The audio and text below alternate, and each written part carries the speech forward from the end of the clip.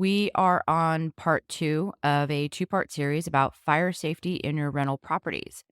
All right, this week we are going to be covering inspections, what fire safeties to be on the lookout for inside and out of your rental property, smoke and carbon monoxide detectors, the kind that we recommend, how many you need, and where they should be placed within the units, what is important to include in your lease and your addendums regarding fire safety. We talk about fire escapes and escape plans for both single family homes and multifamily properties, what fire codes you might need to know, and we also talk about how to help out tenants who might have pets on the property. That's a lot of information.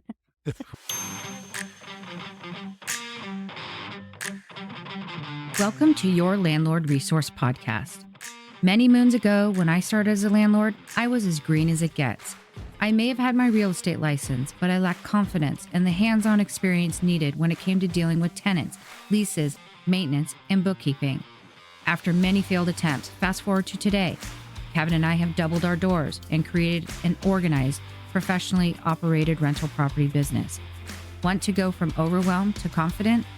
If you're an ambitious landlord or maybe one in the making, join us as we provide strategies and teach actionable steps to help you reach your goals and the lifestyle you desire, all while building a streamlined and profitable rental property business. This is your Landlord Resource Podcast. Hey there, landlords. Thank you so much for tuning in to the Your Landlord Resource Podcast. My name is Stacy, and I'm here with my husband, Kevin, who I think is really enjoying being home for a few weeks. You got that right. I took a look, and over the last 4 months, we were gone from our home 63 nights. You know, that's 45% of the time we were on the road.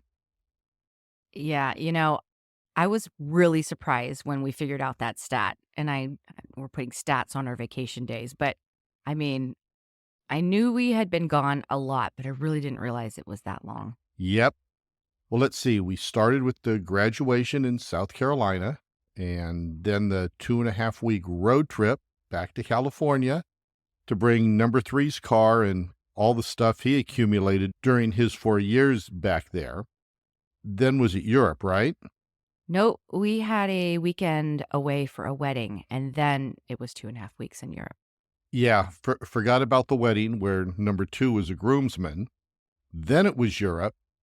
Then another wedding where number one was the best man. Yes, lots of weddings. And then we went to Tahoe for a week with the family. Okay, then don't forget we had a week in San Diego and Southern California to visit number one over Labor Day weekend.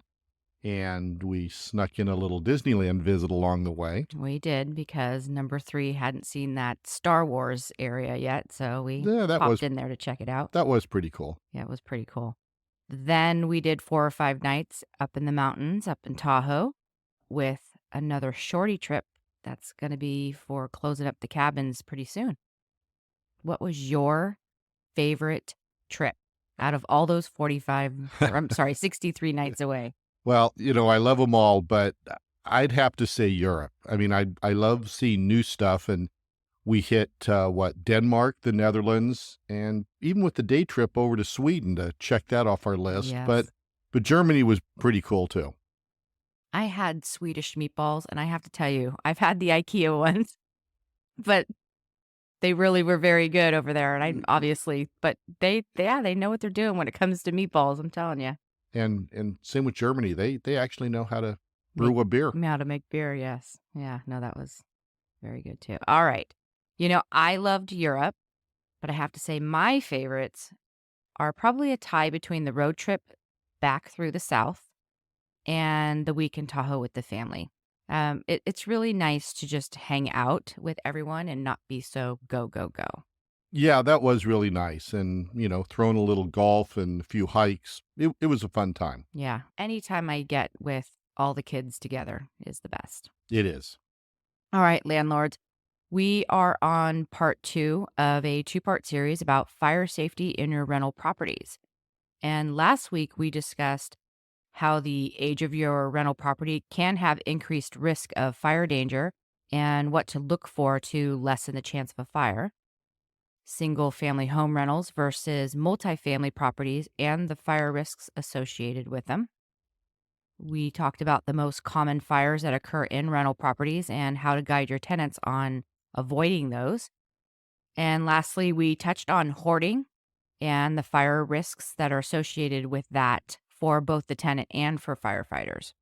If you have not listened to that one yet, go back and check it out. It is episode 29. There's a lot of valuable information included in that one.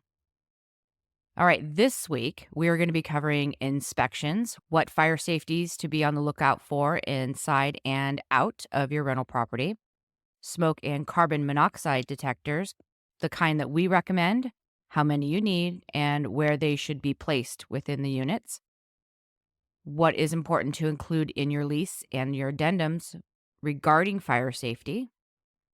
We talk about fire escapes and escape plans for both single family homes and multifamily properties, what fire codes you might need to know, and we also talk about how to help out tenants who might have pets on the property. That's a lot of information. Wow. We did that, That's a and lot. we have more. Oftentimes we'll put all the data together, not realizing how much there is to cover. And we prefer to be thorough and include all of it rather than skip something that might make a difference to some of our landlords. Yeah, so that's why you will see two parts to many of our podcasts. We want to respect your time and still give you all the information that we feel is important for you to know. So we'll just split our podcast into two episodes or a couple episodes, depending on how much information we have. Exactly. Okay, as if we haven't worked to drill this into your head enough, let's talk about inspections. Many elements can potentially cause fires in any home. Still, when it comes to rental properties, those potential fire hazards likely occur from tenants just not thinking thoroughly about their surroundings. As a rental property owner, it is your responsibility to do periodic inspections. We do ours twice a year, once in the spring and another in the fall. Ensure there are no maintenance issues to be fixed, no lease violations you need to address, and absolutely no fire hazard that the tenant needs to remedy. Now, here are some fire hazards we look for when doing our periodic inspections. We inspect all appliances. This includes both gas and electrical safety checks. Look for faulty wiring on anything plugged in, and make sure all vents are clear of dust. Inspect kitchen appliances, HVAC units, and washers and dryers. We replace all air filters so dust doesn't go back into the ductwork and become a fire hazard. Check all plugs to make sure they're not overloaded. It is much more common in older homes that don't have enough receptacles to handle all the electronics people use nowadays. Yeah, and as we mentioned last week, tenants like to use plug strips to get electricity for their chargers and their laptops and their lamps, all those things. And with all those working at one time, it can overload an old receptacle and cause it to heat up until it sparks and catches fire. And we find this problem of an overloaded receptacle all the time. And now, with more people working from home, add a printer to that plug or any other kind of, electronics that they need for their work. It's crazy how many things we see plugged into that one little receptacle. All right, so moving on. If you have a chimney, have the chimney checked for cracks and make sure it is clean of soot. You likely will have to hire a special chimney inspector out for that task, but just schedule it on the same day as you would your inspection so you can document all the findings on your inspection checklist. And as we mentioned last week, inspect radiant heat sources or wall heaters to confirm that they're working correctly and that they're not overheating. Also, make sure your tenant doesn't have drapes, clothing, or furniture touching that unit. Finally, look for some portable heat sources. If you don't allow those per your lease, you need to contact your tenant about the violation. If you do allow the use of portable heaters, inspect the unit to make sure it falls within your guidelines and is safe to use. We have a PDF from the American Red Cross on guidelines for using portable heaters.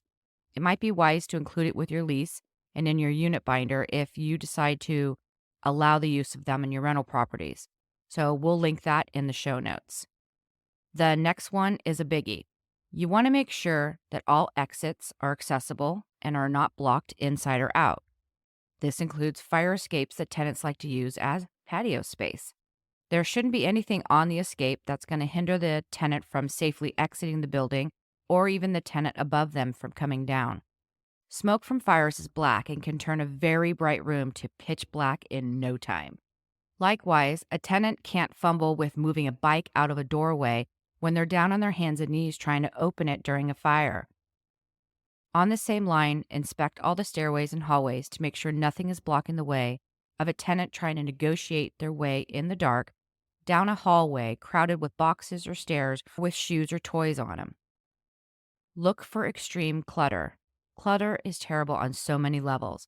First, its flammability will escalate a fire, but it also makes it difficult for that tenant to escape quickly. Second, clutter can make it difficult for fire personnel to find their way around that unit, especially if it's overloaded with and filled with smoke. Last, extreme untidiness can lead to rodent and bug infestations. And rodents like to eat plastic covering on wiring, which in turn creates another fire hazard. We have indeed had that happen, and thankfully, we found the chewed wire in the crawl space in the roof and got that repaired right away. Something else many landlords do not think about: if your property is more than one level, you should be providing fire escape ladders for all levels above the first story. Make sure to locate the ones you provided and make sure these ladders are easily accessible by all tenants in the unit. You might have to provide one per bedroom if you have tenants who keep their doors locked. We'll link the ones we provide on our 3-story multifamily in the show notes. So I want to jump in real quick and explain that these fire ladders are portable. They come in a box and they're the ones that hook over the windowsill and hang out the window so that tenants on the second story can escape from the window if their front door is blocked or the fire's on that side. Yeah, they just kind of roll up so they're easy to store. Correct. Now let's move on to the exterior. Make sure all lighting and escape routes is working correctly. This includes the bulbs and the exit signs placed in hallways and stairways, and the path lighting leading to the front or back of the property. If you have a gas line running through your property, you should have a gas shutoff wrench available for the tenants. The gas line is the first thing the fire department will shut off when a home or complex is on fire. Make sure your tenants know where it's located and how to use it in case of a fire or gas leak. We'll link the $5 universal wrench we have hanging from all our gas meters in the show notes. If applicable, check the unit patio for a grill. If you allow grills, make sure they have rules outlined in the lease regarding usage. For example, we recommend landlords do not allow charcoal or wood-firing grilling at all, and only allow electric grilling 10 feet away from the home or an overhang. If you are not doing inspections of your units twice a year, then that is the policy to consider implementing right away. Besides looking for maintenance issues and lease violations, checking each unit for fire safety is a must. You are the building owner and ultimately responsible for ensuring your tenants are safe and following the rules you've outlined in your lease. You also need to show your insurance company or lawyer proof of these inspections should negligence become a factor in a fire investigation. Yeah, and don't worry, we did not forget about smoke detectors. All right, where to start with these things? So, we know everyone is loving those new 10-year battery units, but here's the deal. We have had many of those units fail on us after just 4 to 6 years. Not one has made it the full 10 years yet. And here's the deal. Putting those in means no battery to change. And I'm sure you're thinking, that's a good thing, right? And not necessarily. The way people remember to check that smoke detectors are working properly is by getting up there and replacing those batteries. We also have a system where we use a Sharpie to note the date of the battery install, and we write it on the battery so we know when it was replaced last. This date is proof to the insurance company and the fire inspector that you're a responsible landlord and that you've done your part to keep the tenant safe should it be in question. So, when you do your inspections, take a photo of each detector showing the date and save it in your unit file. This way, if the tenant removes the batteries, You can prove you did your job. Now, when it comes to smoke detectors, we have recently started to replace all of our 10-year battery ones with new ones that communicate with each other. They come with a battery and they also come hardwired. But the gist of it is if a fire starts in the living room, the detector closest to that one will alarm, and then all the rest of the units in the house sense the high pitched sound and begin to alarm themselves. Why is this important? If you have a home with 2 or 3 levels and the fire starts on the bottom level, the smoke can take several minutes to reach the upper levels, especially if it's in the middle of the night and tenants have their bedroom doors closed. By having early detection like this, it can shave minutes off the growth of that fire, saving lives and limiting damage to your property. So, how many smoke detectors do you need to provide? Check your local fire codes, but the basic rule of thumb is one in each bedroom, one in the hallway leading to the bedrooms, and one in each living space, like your living room or your den or your basement, dining room, all those places. If your apartment building has hallways, you'll need to provide them at each end of those, along with specific exit lighting for tenants to make their way to exits in dense smoke. And lastly, per Fireman Bill, here are some tips regarding smoke and carbon detectors. So, smoke detectors need to go on the ceiling at least 8 inches away from the wall. If you're hanging it on the wall, make sure the unit is at least 8 inches down from the ceiling. And here's why that's important.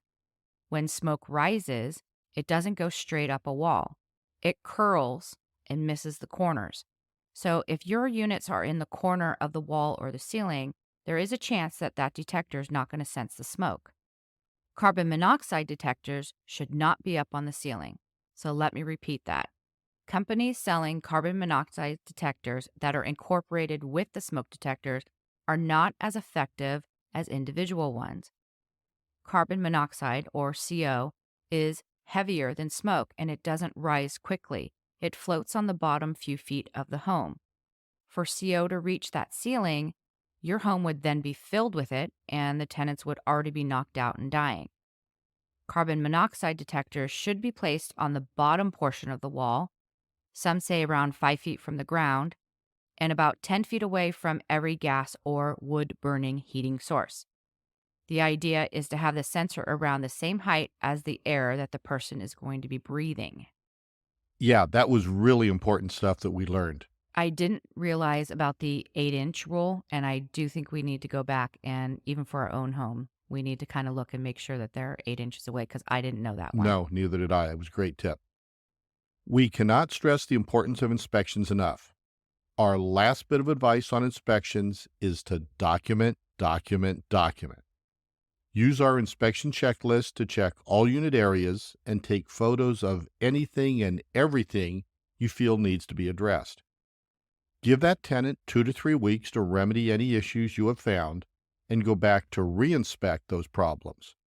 Those notes and photos need to be placed in the tenant's file as proof that you have inspected, requested the tenant fixes the issue, and that you have gone back and re-inspected. Do not take videos as they usually aren't allowed in small claims court, only photos. If you are a regular listener or follower, you likely know by now that we've created our own inspection checklist to keep us on track and focus where we need to go into these units and properties. The form is 6 pages, and it is for inspections of rentals of up to 4 bedrooms and 4 baths. If you have a smaller unit, you can just ignore the extra areas on the form. But it includes every area we could think of that you need to have your eyes on. All living spaces, HVAC and appliances, garages, basements, attics, as well as the outside of the property like walkways and fences. You'll be able to inspect windows, doors, lighting, etc. The checklist includes areas to note if something is good or if it needs attention. We are all about being organized and creating systems. Our goal is to help all of you reduce the overwhelm so you can spend doing more time doing the things you love. We will link the form in our show notes for you to check out. Like I've said before, it's $5 and you can download it to use over and over again. Oh, and the form does have open space at the top, so you can put your company name and logo on there and look super professional. All right, we're going to move right along here. Next, we want to talk about your leases. So, your leases should include comprehensive fire protection rules. A strong lease is a pure 100% cover your assets necessity. Your lease is your most vital protection against potential issues with your tenant. So, in your lease, make sure you're clear on the following terms and fire prevention rules. You want to make sure somewhere in there it notes that you want to keep exits, hallways, and stairways clear of debris. If you allow grilling devices, set rules for them. Personally, we don't allow charcoal or wood burning grills, like Kevin said earlier. We have an electric grill on the patio that they can use outside. Have it stated in the lease that the tenant has to test the smoke and carbon detector once a month and that they can't remove or tamper with the sensors ever. Include a fire action plan that states the best way to escape in the event of a fire. Go over and discuss this plan during the move-in inspection. We'll link PDFs from the American Red Cross and from FEMA on what to consider and how to create this escape plan for your single-family home and or your multifamily properties as well. If you feel so inclined, post a copy of the escape route showing the potential exits in every unit. And if you leave a unit binder, make sure you include it in there. Make sure you have it noted that you will be conducting periodic inspections during the lease duration. Do not allow portable heaters.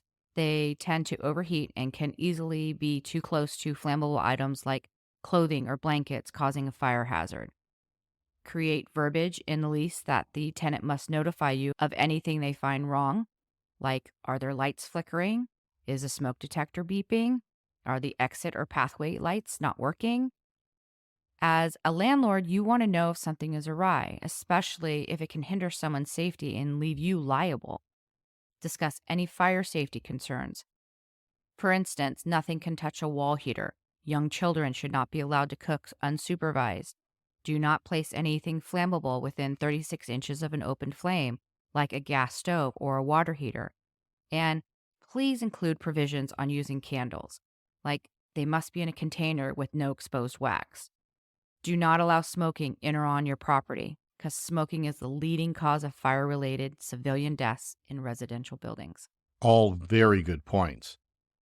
I'd like to add landlords should require all tenants to obtain rental insurance and add you or your company as additionally insured. This coverage will give you peace of mind as it covers tenant-caused damage which takes place on your property. For example, let's say your tenant starts to cook something and walks away, forgetting to come back and check on it. If this circumstance leads to a kitchen fire, their rental insurance will cover the damage up to their insured amount. Your insurance will cover the remaining amount if needed. Their rental insurance will also cover any damage to their personal contents, moving expenses, and expenses to live somewhere else until the repairs are made, which is something your liability insurance will not cover if a negligent act from the tenant causes the fire or any other reason the tenant is not able to live in their unit. We actually have a really good rental property insurance company. We will link them in the show notes. Great. We have one more subject about fire safety to cover, and that is to know your local and state fire and building codes. Now, codes differ from state to state, but many of them are just based on common sense. Please know that you may not be covered by insurance if you violate fire codes. Some items you will find addressed in these codes are how many people can live in the unit. Here in California, rental properties go by the 2+1 rule. This rule allows 2 persons per bedroom and 1 additional for the household. So in a 2-bedroom rental home, there can be 5 adults living there, not including children. It is important to remember that these are guidelines, and should no health or safety issues be present, we cannot discriminate on familial status. What is the requirement for fire extinguishers based on square feet of living space? This code may differ for single-family homes versus multifamily complexes, but the theory is the same. You need to provide fire extinguishers for the tenants to use in the event of a fire. What kind of fire escapes or ladders do you need to provide for rentals with more than 1 story? Where do you need to post escape plans? Do you need exit lightings or pathway lighting? Do you need to install sprinklers in your rental property? How many smoke detectors do you need in each unit? Can I have a locked gate at the entrance of the property? If so, how will the fire and police access the property in the event of an emergency? Does this locked gate need to swing outward to allow easy and quick escape for my tenants? See, these are all items that most don't think about until you're doing maybe an extensive remodel and building codes become an issue. However, it's always a good idea to know fire safety codes and do your best to abide by them, even if your property is grandfathered in. And one more thing that I thought of, if you allow pets in your rentals, you may consider adding a couple of in case of emergency save my pet decals to the tenant's welcome basket. These stickers are very inexpensive. They're waterproof so they can go on the outside of the window closest to the exit, and they're removable so the tenants can take it with them when they vacate without leaving a sticky residue all over the window. We'll link the ones that we bought to use on our own home in the show notes. So that's our show for today. As always, we are very grateful that you've taken the time to tune into our podcast. We hope that you are learning a few things or that we are at least inspiring you to become a more organized and professional rental property owner and landlord. We do have plans for a Q&A episode. So if you have any questions, feel free to email them to Stacy at yourlandlordresource.com. That's Stacy with an IE at yourlandlordresource.com. Just put the phrase question for podcast in the subject line, and we'll do our best to get them all included. There is no end date for these submissions. As we receive your questions, we'll answer them on additional podcasts. If you love what you hear, would you do us a huge favor and leave us a kind review so we can continue to reach other rental property owners? We really need other listeners to know how our podcast has helped you and what you love about listening to us each week. You can find a link in the show notes for your review. And while you're at it, would you also follow or subscribe on your favorite podcast platform? Your downloads each week allow us to grow and reach other DIY landlords. Remember, we're not in competition with each other. We all need to work together to be efficient, professionally operated rental property owners. The more landlords that we can help with this, the better, because as you systematize your investment properties, it lowers the overwhelm. And in turn, this allows you more time to do the things you love. And it also makes buying more rental properties a hell of a lot easier. If you'd like the link to the podcast delivered to your email each week, subscribe to our free newsletter, Landlord Weekly. Each week, we take a deep dive into a rental property tip, and we include several landlord-specific articles for you to check out. And of course, we do include the link to our most recent podcast. Thank you so much for tuning in and listening to the Your Landlord Resource podcast today. This is Stacy and Kevin signing off, and until next time, you've got this, landlords.